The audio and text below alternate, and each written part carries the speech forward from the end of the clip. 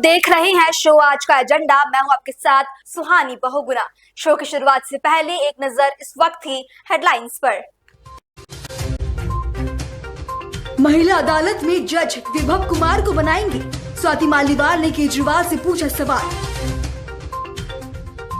विधानसभा का विशेष सत्र बुलाया जाए, दिल्ली के एलजी ने सीएम आतिश को लिखी चिट्ठी। गुरुग्राम के सदर बाजार इलाके में बदमाशों का तांडव, मारुति वैन को किया आग के हवाले। संबल को लेकर विधानसभा में बोले सीएम योगी, सत्य को ज्यादा देर छुपाया नहीं जा सकता। हवा की खराब होती गुणवत्ता के बाद दिल्ली एनसीआर में लागू होगा ग्रैब 3। भारत एक धार्मिक देश है। यहाँ धर्म आयोजनों को भी त्योहारों की तरह मनाया जाता है। छोटे छोटे त्योहार भी यहाँ धूमधाम से मनाए जाते हैं। हमारे देश में कुंभ के मेले का विशेष महत्व है। कुंभ का मेला हर 12 साल बाद लगता है। साल 2025 में भी कुंभ का मेला लगने जा रहा है। इस बार इस मेले को महाकुंभ के नाम से जाना जाएगा। प्रयागराज में महाकुंभ मेला 2025 का आयोजन 13 जनवरी से 22-26 फरवरी तक होगा। ये मेला हिंदू धर्म का सबसे बड़ा पर्व माना जाता है, जो न केवल धार्मिक उत्सव है बल्कि आध्यात्मिक, सांस्कृतिक और खगोलीय दृष्टि से भी अत्यधिक महत्वपूर्ण है। महाकुंभ मेला हर 12 साल में 4 पवित्र स्थानों हरिद्वार, प्रयागराज, उज्जैन और नासिक में आयोजित होता है। संगम तट पर गंगा, यमुना और अदृश्य सरस्वती के मिलने स्थल पर स्नान का विशेष धार्मिक महत्व है। इस बार के कुंभ को महाकुंभ कहकर पुकारा जा रहा है। आइए जानते हैं कि इसे महाकुंभ क्यों कहा जा रहा है और महाकुंभ मेले क्यों खास है। महाकुंभ मेला हर 144 साल में एक बार प्रयागराज में आयोजित होता है और ये 12 पूर्ण कुंभों के बाद मनाया जाता है। इस प्रकार यह आयोजन ऐतिहासिक और दुर्लभ होता है। खगोलीय दृष्टि से इसे विशेष रूप से तब मनाया जाता है जब सूर्य, चंद्रमा और गुरु एक विशेष स्थिति में होते हैं। इन विशेष ग्रहों की स्थिति के कारण इस दिन के स्नान को अत्यधिक पुण्यकारी माना जाता है। आइए जानते हैं महाकुंभ 2025 स्नान के लिए कौन सी है विशेष तिथियां। महाकुंभ मेले में स्नान के लिए कुछ विशेष तिथियां होती हैं, जब श्रद्धालु संगम तट पर जाकर अपने पापों से मुक्ति की कामना करते हैं। इन तिथियों में प्रमुख स्नान दिवसों का विवरण इस प्रकार है। 13 जनवरी 2025 को पौष पूर्णिमा स्नान होगा। 14 जनवरी 2025 को मकर संक्रांति का स्नान होगा। 29 जनवरी को मौनी अमावस्या स्नान किया जाएगा। 2 फरवरी को वसंत पंचमी स्नान के बाद 4 फरवरी को अचला सप्तमी स्नान, 12 फरवरी को माघी पूर्णिमा स्नान और 26 फरवरी को महाशिवरात्रि स्नान किया जाएगा। उत्तर प्रदेश सरकार ने महाकुंभ को लेकर क्या क्या व्यवस्था की है, इस पर आगे बात करेंगे। फिलहाल रुकते हैं एक छोटे से ब्रेक के लिए।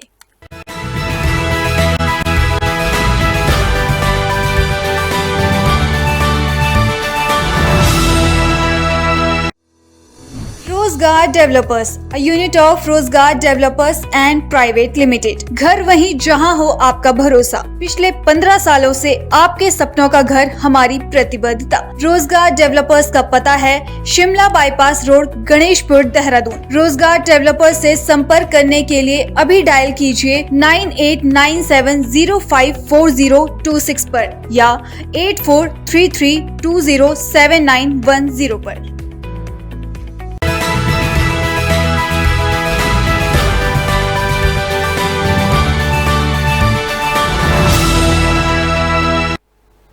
ब्रेक के बाद आपका फिर से स्वागत है।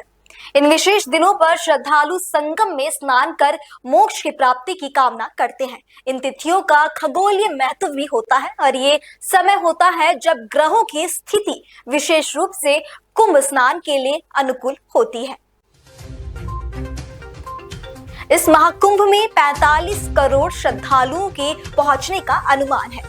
इतनी बड़ी संख्या में श्रद्धालुओं का ध्यान रखते हुए राज्य सरकार ने मेले के आयोजन के लिए व्यापक तैयारियां की हैं। प्रशासन की ओर से सुरक्षा और व्यवस्था सुनिश्चित करने के लिए 60,000 पुलिसकर्मी और 50,000 सुरक्षा बल तैनात किए जाएंगे। इसके अलावा संगम क्षेत्र के चारों ओर यातायात प्रबंधन के लिए 14 निरीक्षकों, 60 उप निरीक्षकों और 500 पुलिसकर्मियों की टीम बनाई जाएगी।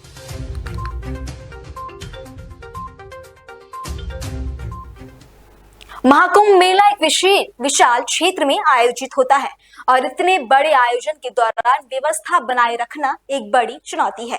इसे ध्यान में रखते हुए उत्तर प्रदेश सरकार ने इस वर्ष एक नया प्रशासनिक जिला महाकुंभ नगर बनाने का निर्णय लिया है।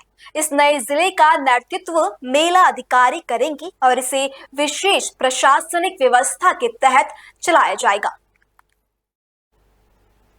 मेला अधिकारी विजय किरण आनंद इस नई जिम्मेदारी को निभाएंगे। उनके साथ एसएसपी राजेश द्विवेदी भी कुंभ मेले की सुरक्षा और व्यवस्था सुनिश्चित करने के लिए जुटे हुए हैं। महाकुंभ नगर का प्रशासन कुंभ मेले के दौरान अन्य जिलों से अलग होगा और ये एक पूर्ण प्रशासनिक इकाई के रूप में कार्य करेगा ताकि श्रद्धालुओं को किसी भी प्रकार की समस्या का सामना ना करना पड़े। महाकुंभ मेला केवल भारत में ही नहीं बल्कि पूरे विश्व में अपनी विशेष पहचान बना चुका है। पर्यटन मंत्री जयवीर सिंह ने भारत में तैनात 16 देशों के राजदूतों और उच्चायुक्त को इस आयोजन के लिए निमंत्रण भेजा। इससे ये मेला वैश्विक स्तर पर भी एक महत्वपूर्ण आयोजन के रूप में सामने आएगा। महाकुंभ मेला केवल एक धार्मिक उत्सव नहीं है बल्कि ये भारत की सांस्कृतिक परंपराओं, रीति रिवाजों और आध्यात्मिक चिंतन का भी प्रमुख केंद्र है। इस मेले में श्रद्धालु सिर्फ स्नान करने के लिए नहीं बल्कि जीवन को एक नई दिशा देने और आस्था की शक्ति को महसूस करने के लिए भी आते हैं। यहाँ उपस्थित होकर हर भक्त अपने जीवन को सार्थक मानता है और अपने पापों से मुक्ति की कामना करता है। महाकुंभ मेला 2025 में संगम की पवित्रता, आध्यात्मिक वातावरण और विशाल आयोजन का हिस्सा बनना हर श्रद्धालुओं के जीवन का अमूल्य अनुभव होगा।